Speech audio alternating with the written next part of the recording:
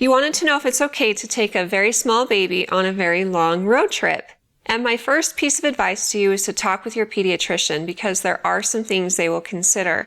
The first is your baby's health history and circumstances, like if some babies have health conditions that may affect their ability to travel to certain places or go for long periods of time. A baby less than 2 months of age hasn't received their first round of vaccines, and so the destination will be important too. Your pediatrician will likely want to know where you're going and can discuss risks in that area to determine if it's safe for you to take your baby there or not. If they do give you the green light, just make sure that you're washing your hands frequently and using an alcohol-based hand sanitizer when you're out and about, because if you keep your hands clean before you touch your baby and your baby's things, then the likelihood of them catching something is much slimmer than it would be if you weren't doing those things. If you do go on the road trip, keep in mind that a baby will need to eat every 2 to 3 hours.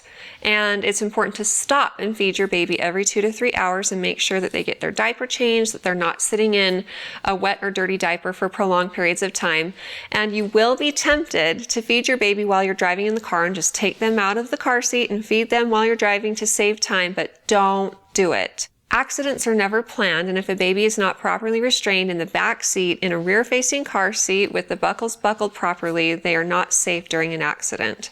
And so even though you're going to be tempted to do it, make sure that you don't get your baby out of the car seat while you're driving, that you're taking frequent stops, and making sure that you move around too, because adults are at risk for blood clots if they're sitting in cars for long periods of time. So it's actually good for you both. This will make an already lengthy road trip even longer, but it could be fun because you might stop and see things that you wouldn't have otherwise. When you do get out of the car and go into stores or different places, if your baby's asleep in the car seat, carry the car seat in with you and never leave your baby unattended in the car. If you are going to go in somewhere and leave your baby in the car, make sure that another adult is present, that they can watch your baby, and also make sure that the car doesn't get too hot or too cold.